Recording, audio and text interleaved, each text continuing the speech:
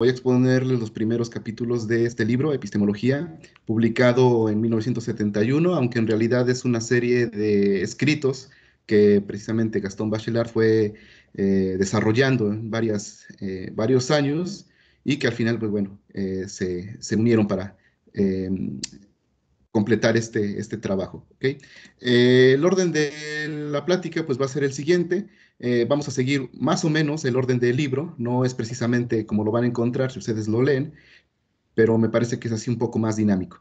Lo primero que vamos a hablar es el estado actual de la filosofía de la ciencia, por lo menos hasta el año en que, pues bueno, se publicó estos trabajos de Bachelard, la forma en la que él veía eh, estos desarrollos, esta filosofía, y vamos a ver también que pues no ha variado mucho respecto de lo que se tiene actualmente. Entonces, bueno, eso es algo como para reflexionar.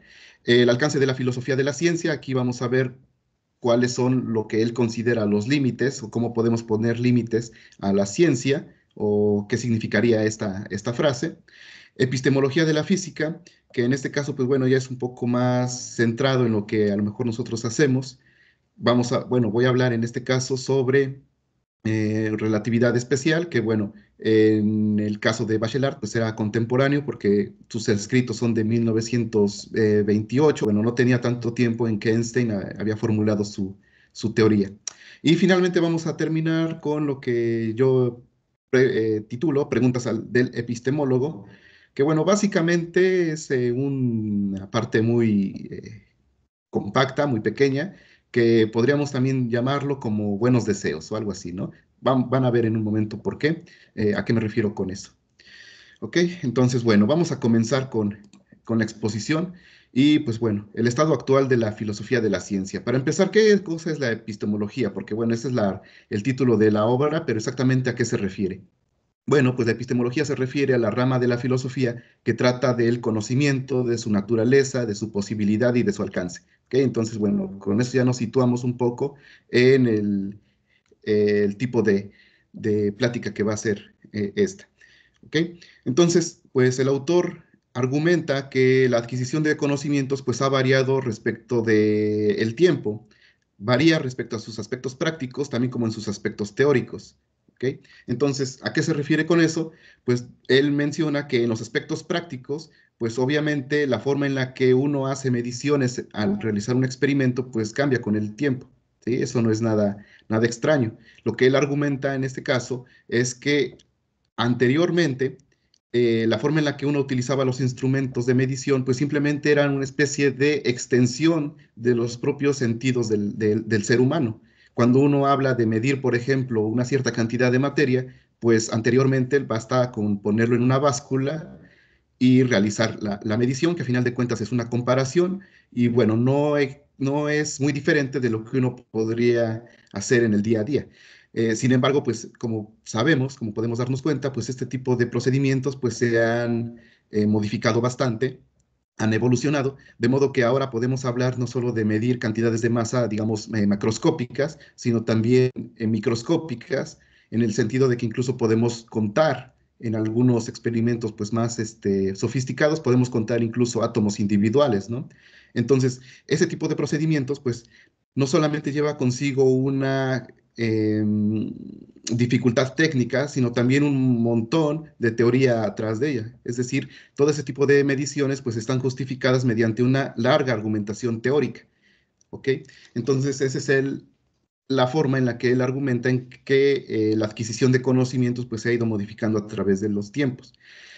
Otro aspecto importante pues es la parte teórica, porque claro, aquí es la parte experimental, pero ¿qué pasa con las teorías que sustentan ese tipo de mediciones? Es obvio que también las teorías van cambiando con el tiempo, se van haciendo más sofisticadas y muchas veces son contraintuitivas. Obviamente en este tipo de pláticas, pues las dos teorías que surgen inmediatamente para ilustrar este punto, pues es la mecánica cuántica y la relatividad. ¿Okay? Que son contemporáneas de principios del siglo XXI. Y bueno, hablar de ellas, pues bueno, lo podemos hacer de manera individual, pero no es la única. De hecho, por ejemplo, yo quiero mencionar al electromagnetismo, que también en el momento en que fue planteado, pues también tuvo bastantes detractores, no fue algo que se aceptó inmediatamente, precisamente por ser algo contraintuitivo. Las personas que comenzaron a estudiar el formalismo de Maxwell, pues comenzaron a ver ahí ciertas inconsistencias que a ellos les parecían debido a algunos resultados, y de hecho pues hay varios escritos que mencionan precisamente pues frases eh, o ciertas eh,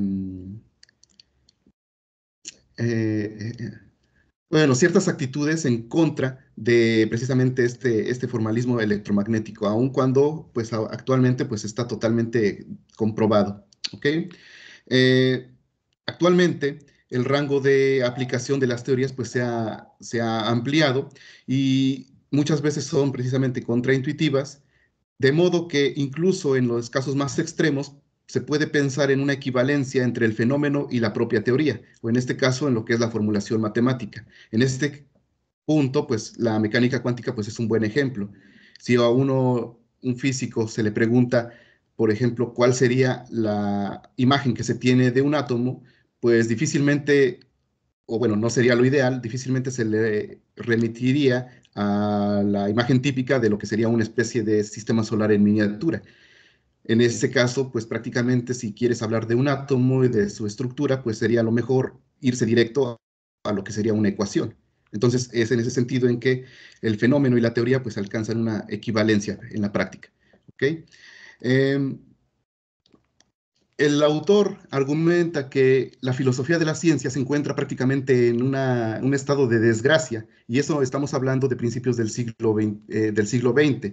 Es curioso pensar cómo es que ese estado de desgracia pues realmente no se ha visto modificado en 100 años de una manera pues sustancial. ¿Ok?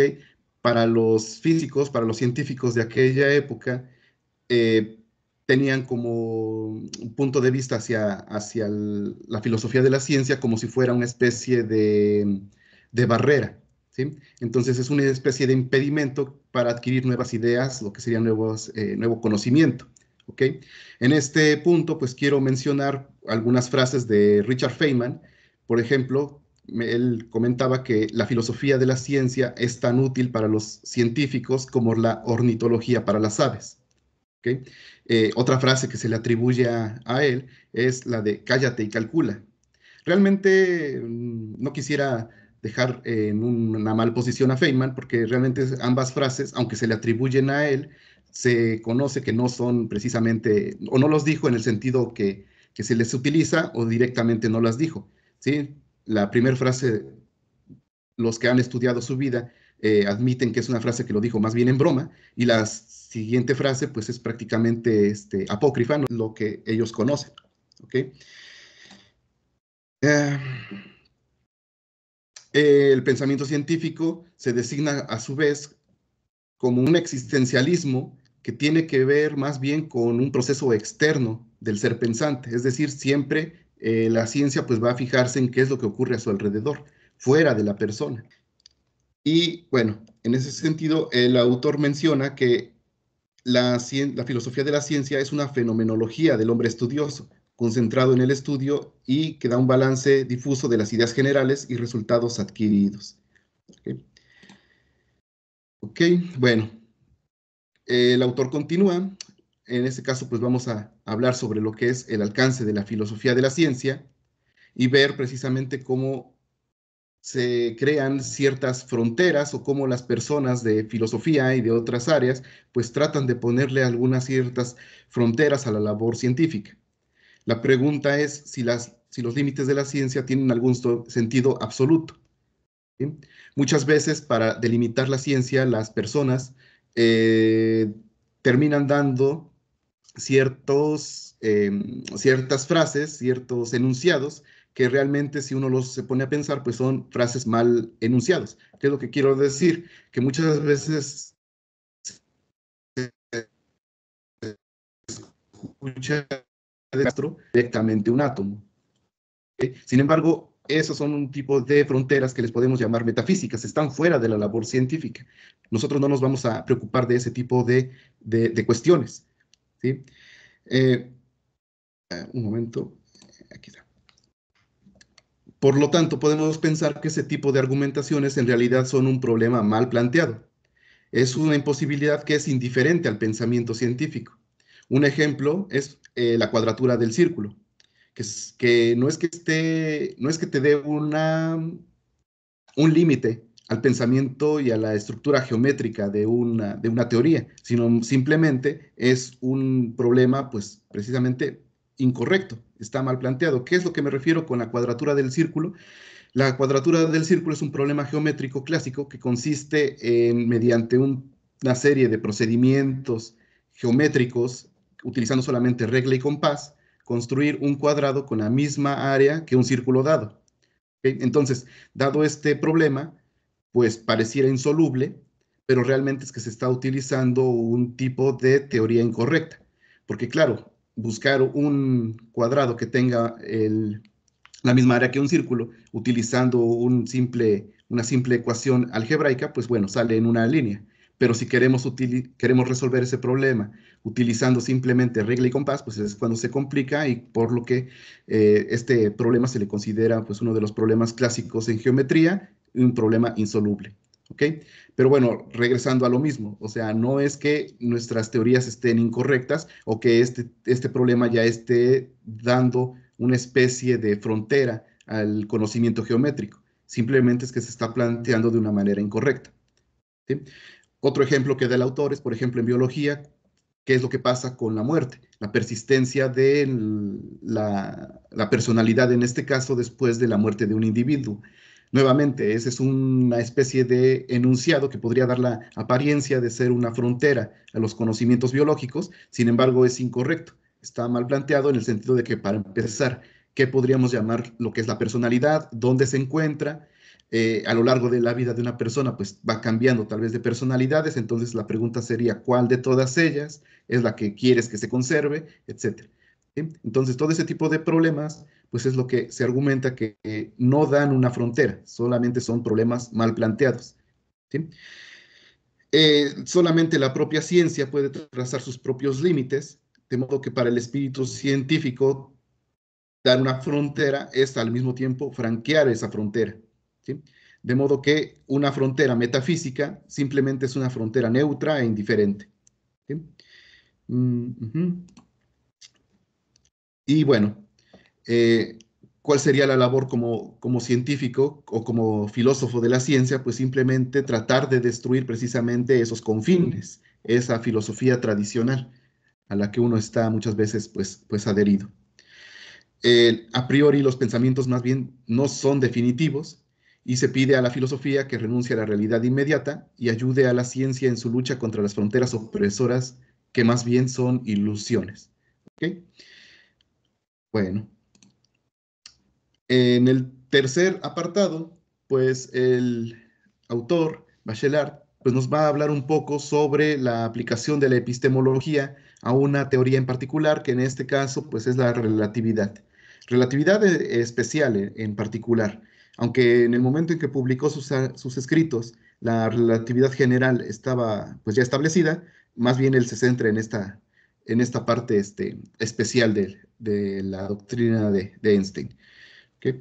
Eh, y lo que primero hace el autor, pues es dar una especie de reflexión sobre la novedad que fue la teoría de la relatividad a nivel histórico. Lo que él argumenta es que a nivel histórico la relatividad pues fue pues un proceso atípico. Atípico en el sentido de que no tiene una, em, no tiene un antecedente. ¿Sí? Es cierto que había varios problemas teóricos que no se podían resolver, por ejemplo, la aparente contradicción que había entre las ecuaciones de Maxwell y la mecánica clásica, pero aparte de eso, no había como que una necesidad de una teoría relativista. En el momento en que se desarrolla la teoría, pues más bien todo el mundo estaba pensando en los procesos atómicos, en la estructura atómica, con varios experimentos y viendo cómo es que se podían resolver ese tipo de problemas, pero realmente nadie estaba buscando algo que me llevara directamente a la teoría de la relatividad. Entonces es por eso que los trabajos de Einstein, pues digamos que son tan atípicos a nivel histórico. ¿Sí? Es una construcción atípica. eh, Además de eso, dada su propia formulación, es interesante ver que las cosas que se establecen en esta teoría, implican también una nueva forma de pensar el fenómeno físico. ¿Ok? Realmente estamos más interesados no tanto en los objetos, sino en las relaciones que surgen entre los objetos. ¿Sí? No llega a ser una teoría relacional, pero sí tiene que ver con los sistemas de referencia que utiliza cada observador en, en una medición. El autor también menciona que a nivel histórico eh, no había realmente necesidad, como les comentaba, sin embargo, sí había una especie de duda que fue planteada por Mach, una duda teórica, perdón, una duda teórica, no metódica. Aquí quiero hacer un pequeño paréntesis para explicar precisamente este enunciado, qué es lo que Mach plantea. El principio de Mach es la idea de que la inercia de cualquier sistema es el resultado de su interacción con el resto del universo. En otras palabras, cada partícula del universo ejerce una influencia sobre las demás partículas. En otras palabras, estamos tratando de dilucidar el origen de la inercia. ¿Sí? Esto es interesante. Nadie nunca se había planteado eso, por lo menos que se conozca. ¿Cuál es el origen de la inercia? No de la masa, sino de la inercia, porque al final de cuentas la inercia también va a tener que ver con su interacción gravitacional. Pero la pregunta es, ¿de dónde viene la inercia? Y para esto Mach propone un experimento mental que se conoce como la cubeta de Mach, aunque también hay otra versión que es la de Newton, pero bueno, aquí la cubeta de Mach nos plantea un experimento mental en el que dice, o imagínate que estás en un universo en el que no hay nada de materia, únicamente una cubeta con agua. Entonces la pregunta es, dado un universo totalmente vacío, ¿qué pasaría si tú pones a girar esa cubeta? Porque obviamente nosotros sabemos que si tú pones a girar una cubeta en esas condiciones, en nuestro universo actual, pues tú verías cómo el agua comienza a formar una parábola subiendo por las paredes, ¿no? Debido a la inercia. Pero en un universo vacío, ¿qué es lo que ocurriría? Lo que Mach argumenta, pues es que no ocurriría nada. No habría forma de que la cubeta sepa que está girando o no. Por lo tanto, sin materia exterior, no hay ningún efecto de fuerzas inerciales. Es en el momento en que tú pones un objeto exterior, que en este caso pues podríamos pensar una estrella lejana, que ahora sí ya tienes un sistema de referencia respecto del cual puedes argumentar que estás girando, y entonces es que ahora surgen los efectos inerciales en ese tipo de fenómenos. ¿Ok? Entonces, bueno, ese es una de los planteamientos de Mach, su principio, es bastante interesante. De hecho, se sabe que Einstein trató de incorporarlo a su teoría general de la relatividad, al final no se pudo, pero bueno, ya ahí planteó una duda. Y, eh, y bueno, pero al final de cuentas no es algo que fuera inmediato, nadie estaba preguntándose por tratar de resolver este tipo de problemas, que al final de cuentas también puede llegar a ser un problema simplemente filosófico y no práctico. Y debido a eso, pues bueno, Einstein y su teoría pues llegó respondiendo preguntas que nadie se estaba haciendo. ¿Ok? Podemos pensarlo de esa manera. Ah, bueno, aquí volvemos a mencionar un poco lo mismo. La relatividad se enfoca en establecer relaciones entre objetos más que en los propios objetos. Y uno de los ejemplos que pone el autor, pues es el concepto de espacio-tiempo. Él menciona que, bueno, el espacio-tiempo tiene todo en su contra para ser aceptado. Tiene en contra la propia imaginación del ser humano, el sentido común, tiene en contra los sentidos y sin embargo, pues es uno de los principios fundamentales de la teoría y de uno de los conceptos fundamentales en los cuales se funda la física actual. En otras palabras, pues bueno, la relatividad, más que tener su origen en un sistema de razonamientos históricos, pues más bien tiene su origen en una matemática perfeccionada y por lo tanto, pues está falto de antecedentes. ¿Sí? Eh, la teoría de la relatividad tiene como consecuencia la devaluación de lo que serían las ideas primitivas, o por lo menos una modificación. El ejemplo que pone el autor, pues, es el concepto de simultaneidad. Nosotros tenemos una idea intuitiva de lo que es la simultaneidad, es decir, que dos eventos ocurran al mismo tiempo. Sin embargo, a partir de los postulados de la relatividad, en el momento en que Einstein propone su teoría, ese concepto tiene que ser revisado porque ahora no puedes dar por hecho ese tipo de intuiciones. Desde el momento en que se establece la teoría de la relatividad, aparte de dar una definición de simultaneidad, también nosotros tenemos que dar un experimento que demuestre tal concepto. ¿Sí? No estoy diciendo que un concepto dependa de un experimento, sino más bien que tenemos que, de algún modo, ilustrar o dar una idea para asimilarlo de cómo realizarías ese experimento y bajo qué circunstancias. ¿Okay? Cómo se adapta al sistema de referencia y cómo funciona el propio concepto. En otras palabras, la modificación del concepto de simultaneidad me lleva o lleva consigo mismo una experiencia. Conceptualizar es también dar una experiencia. Y bueno, él lo resume de esta manera: el mundo es más bien, es menos una representación que una verificación. ¿Okay? Y debemos en adelante ligar un conocimiento discursivo al experimental. ¿Sí? El hecho de negar la simultaneidad también tiene consigo algunas consecuencias ya en el plano un poco más físico, me implica que no existe el tiempo absoluto. ¿Sí? No hay una medida de tiempo absoluto en el que cada persona en el universo, independientemente de su estado de movimiento, pueda asegurar que dos eventos ocurren de manera simultánea y eso sea universal para cualquier otro espectador. ¿Okay? Entonces, no solamente es una pregunta filosófica, qué cosa sería la simultaneidad, también sería una pregunta práctica.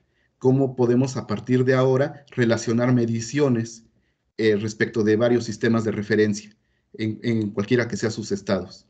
¿Sí?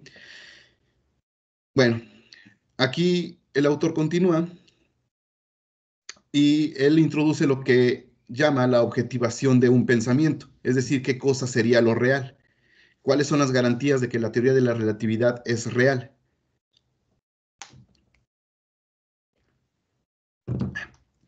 ¿Okay? Por su parte, los experimentadores quieren algo que sea inmediato, quieren un experimento. ¿Sí? En cambio, los relativistas, o bueno, por lo menos en la época en la que se escribieron esos artículos, pues más bien quieren organizar lo que él llama la prudencia, es decir, que solo aprenden de su carácter asimilable por los métodos de referencia y pondrán todo su interés en relacionar los fenómenos mediante un razonamiento. Juzga la realidad en función de una organización que ya dio pruebas de su valor lógico. El autor eh, se pregunta entonces, ¿qué es en lo que creen los físicos en este caso? Los físicos creen la realidad de alguna cosa por razones diferentes al hecho de que esta cosa resulte de una concepción de una ley verdadera. A ver, la frase está un poco extraña, pero bueno, así es como lo plantea el autor. Más bien lo que voy a tratar de traducirla.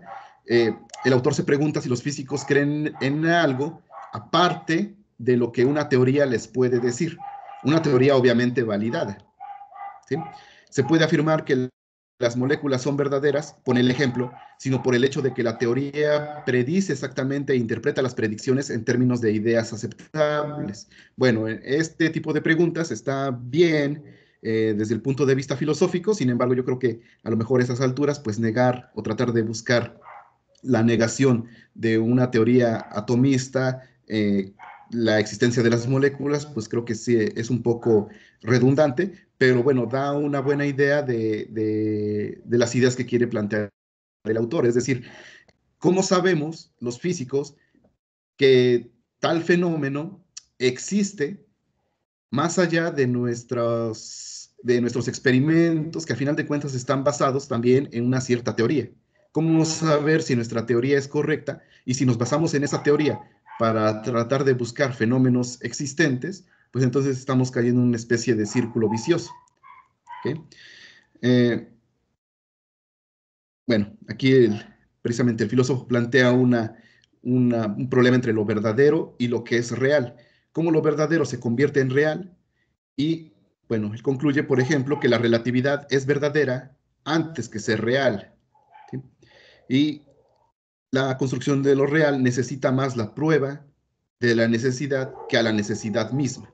¿Ok?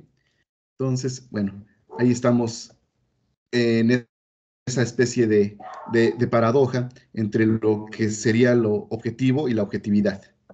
¿Ok? Y bueno, el último aspecto que voy a comentar pues, es el de preguntas del epistemólogo, ¿sí? Que como les comentaba al principio, eran más bien una serie de buenos deseos o de deseos que el autor quiere hacer. ¿A qué me refiero con eso? Que él plantea que los filósofos deben abandonar la ambición de encontrar un único punto de vista y un punto de vista fijo para juzgar el conjunto de una ciencia tan amplia y cambiante como la física. En otras palabras, pues tal vez abandonar un poco los aspectos inmediatos y dejar de buscar en sus propias experiencias y tratar de abarcar o por lo menos interesarse por los fenómenos que salen de la experiencia cotidiana. ¿Sí? Y en cambio, a su vez, él como filósofo también hace un llamado a los físicos, a los científicos. A los científicos les pide el derecho de desviar por un instante la ciencia del trabajo positivo, de su voluntad de objetividad para descubrir lo que queda de subjetivo en los métodos más estrictos. Esto es importante. Estoy de acuerdo. Al final, también el científico no solamente, bueno, el labor como científico no es solamente hacer cuentas y hacer pues simulaciones o lo que uno tenga que hacer. Al final también sería importante ponerse a pensar qué tanto de subjetivo hay en nuestros propios métodos. ¿Okay? Preguntarse o por lo menos mostrar cuáles son los intentos, cuáles son los ensayos, cuáles son los errores y cómo es que podemos cambiar nuestra opinión. Sería incluso importante mostrar las ideas vagas y las ideas que son contradictorias. En otras palabras, el autor nos pide pues que seamos realistas, ¿no? Y no es algo nuevo, realmente varios científicos, varios físicos están por esa línea de pensamiento en los que nos piden pues no solamente mostrar los resultados correctos, sino también los resultados incorrectos. A final de cuentas, no siempre nos van a salir las cosas a la primera y es bueno mostrarle al resto de la comunidad cuál es el camino que seguimos y que fue infructuoso, para que al menos no seguir ese camino otra vez. ¿Okay? Eso me recuerda a un libro de este físico mexicano, Miguel Alcubierre, que precisamente en uno de sus apartados habla precisamente de eso. Cuando él estudiaba ondas gravitacionales, menciona que había congresos en los cuales se juntaban, bueno, las personas que están estudiando lo mismo y que muchas veces esos congresos simplemente se reunían para decir cómo es que no les había salido las cuentas, ¿sí? No resultados nuevos, no resultados interesantes, simplemente para llegar a decir, intentamos esta simulación, intentamos este modelo y no nos salió. ¿Para qué? Pues por lo menos para tratar de no replicarlo. Y entonces, pues al final de cuentas, eso también va dando una evolución en nuestros métodos científicos, ¿sí? Cosa que no se hace, porque al final de cuentas nosotros nos enfocamos y solamente queremos mostrar puros resultados correctos, solamente llegar y tener puros artículos donde se muestren cosas que al final sí salieron. Y está bien, pero también mostrar la otra parte, pues sería importante. Eso es lo que argumenta el autor y lo que argumentan algunos otros físicos de, de algunas áreas. Y bueno, pues prácticamente esto sería la, lo que tiene que decir el autor sobre la parte de la epistemología de la física en particular y algunos otros aspectos de lo que sería el alcance, la objetividad, la objetivación, etcétera. No sé si tengan alguna pregunta.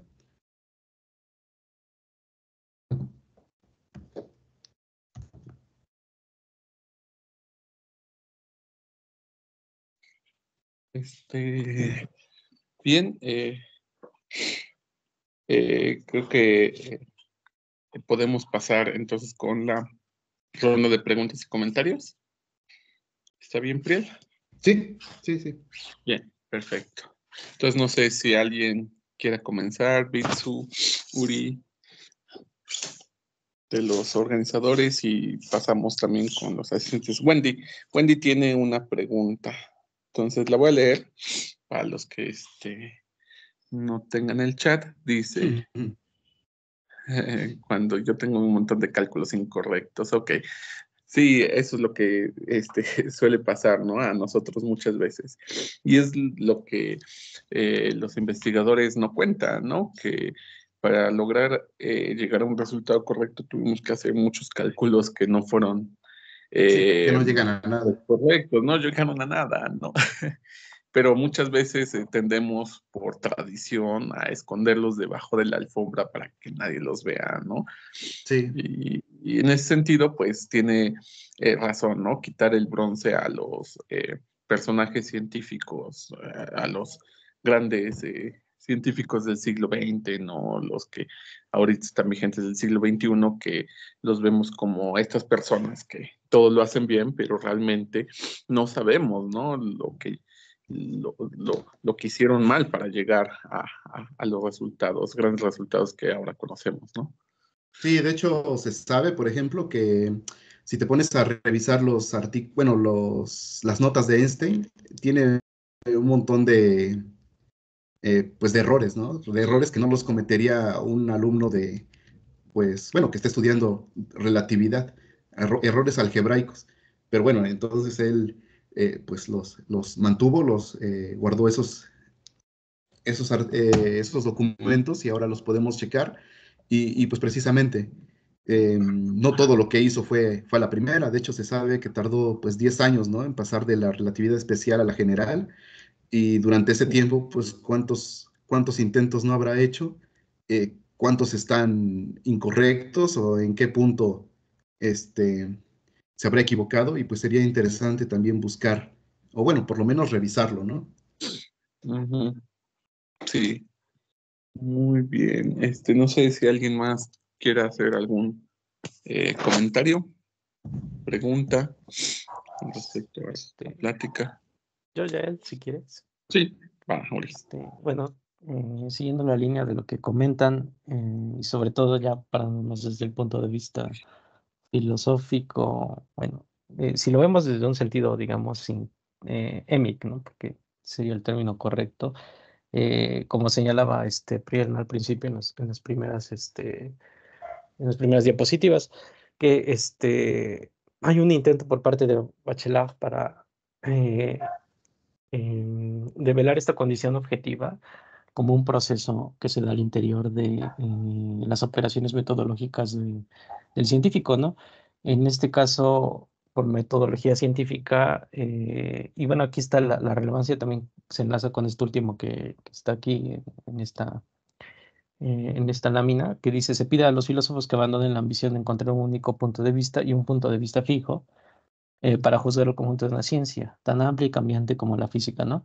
Que es el punto de vista eminentemente metafísico que persiste, bueno, todavía hasta este momento en la concepción ontológica tanto de la labor metodológica como de la epistemología, ¿no? Que van enlazadas, ¿no? Porque son parte de las operaciones del científico.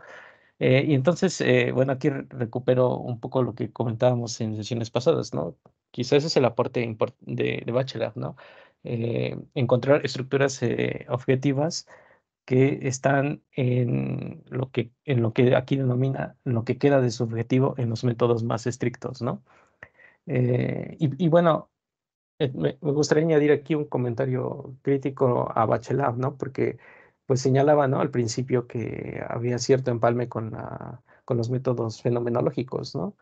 Y bueno, cuando hablamos de esos métodos fenomenológicos, el trasunto de la conciencia tempo constituyente, como la denominaría Husserl, para ese tipo de metodologías, pues están muy, muy lejos de partir de un punto de vista, como lo propone aquí el propio Bachelard, objetivo, ¿no? En búsqueda de ciertas estructuras objetivas, ¿no?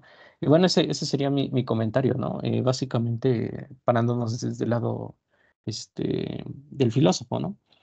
Y coincido, en efecto, con lo que comentaban ustedes, ¿no? Que ya parándonos del lado del científico, se debe buscar ese otro aspecto, ¿no? Paralelo que ya está también tocado en el libro que vimos, ¿no? De la formación del espíritu científico, ese paralelo de estructuras objetivas que se dan, este, pues en la mente del científico, ¿no? Por ponerlo en un sentido metafórico, y del otro lado las operaciones que el propio científico o la comunidad científica, hace, ¿no?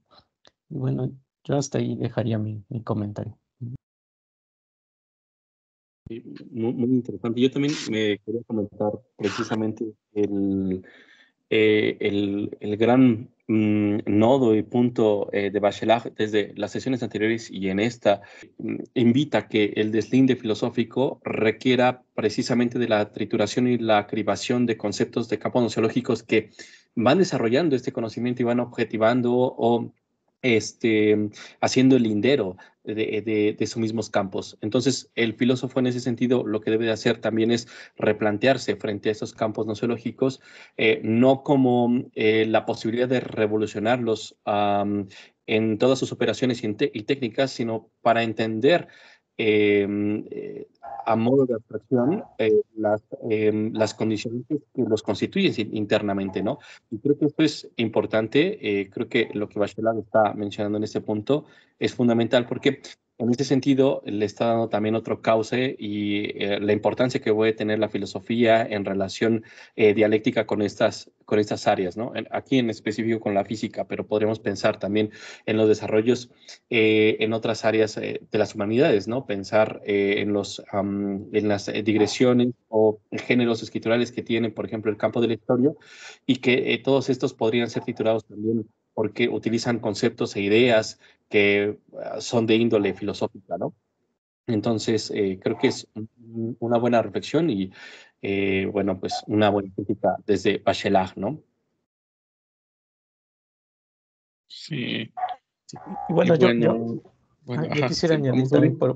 por último, en ese punto de vista, Emi, desde el propio campo filosófico, este, me parece que es un buen aporte de Bachelard poner el ejemplo de la cuestión de simultaneidad. Me parece que ilustra muy bien, ¿no? El punto al que quiere llegar en este libro.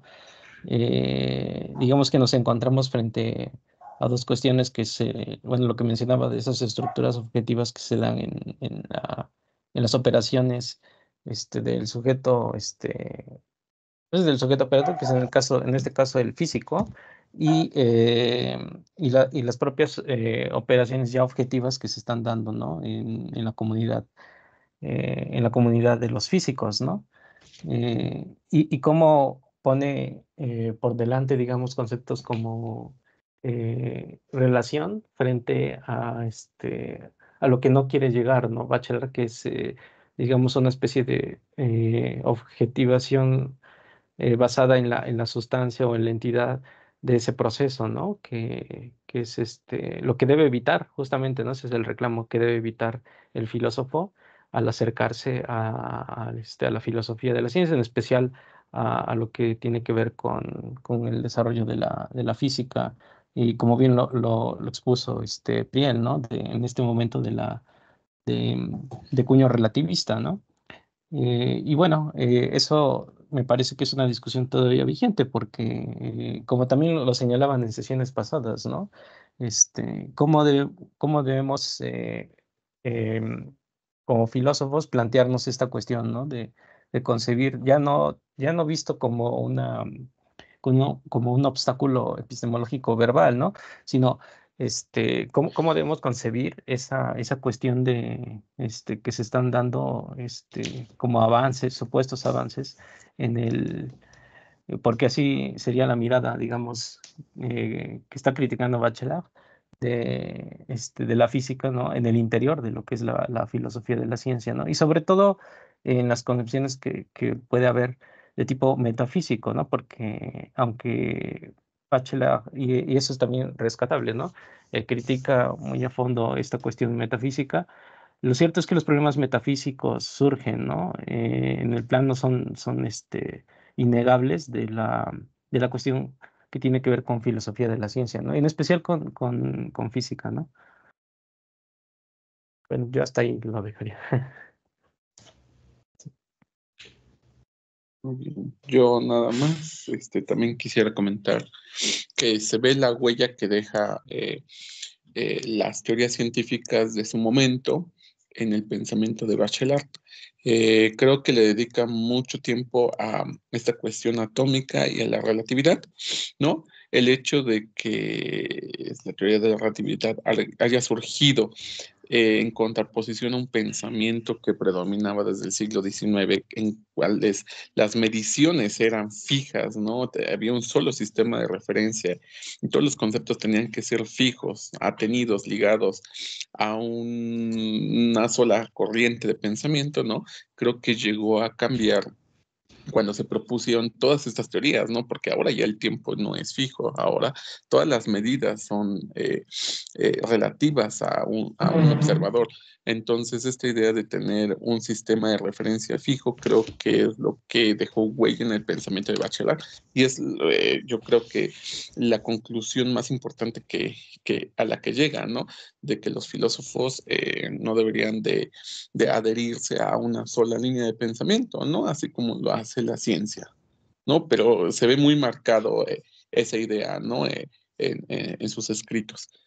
Sin embargo, creo que también hay una eh, evolución, por ejemplo, ya en los tiempos de Lakatos, ¿no? En donde, pues sí, es importante tener en cuenta, ¿no? Que existen diferentes puntos de vista, ¿no? Pero en vez de eso, ¿no? Yo siento que la gran diferencia, haciendo el contraste con Lakatos, es que Lakatos dice, ok, sí hay una sola, hay varios puntos de vista, pero hay que adherirlos a un solo sistema de investigación, a un programa de investigación. Y ese programa de investigación es el que va cambiando, ¿no? Creo que esa es la principal diferencia en cuanto a los dos autores que hemos visto en cuanto a su pensamiento, ¿no?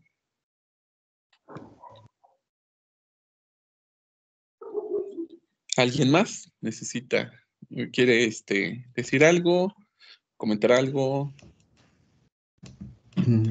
Bueno, no. Yo solamente a manera de conclusión por mi parte, pues lo que, bueno, juntando un poco las ideas que han estado mencionando, pues creo que tienes razón. Es cierto que al principio el autor menciona que el estado de la filosofía de la ciencia pues está en decadencia y pareciera que eso no ha cambiado en 100 años.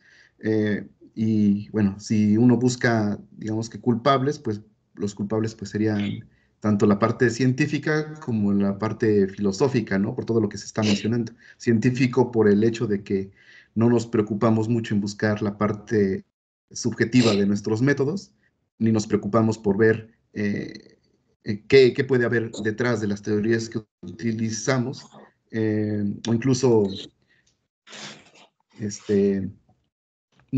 pensamos que eso más bien es una especie de traba, ¿no? Para nuestra labor científica. Y por otro lado, pues también hay que reconocer que los filósofos desde hace varios siglos, pues también se han desligado de la parte científica, ¿no? Ya no es el tiempo en que pues que los filósofos también trataban de explicar al mundo y que llevaban pues prácticamente ahí eh, pues tratando de formular la teoría más nueva, más adecuada, ¿no? Para los fenómenos que se observan. Y bueno, eso sería por mi parte también.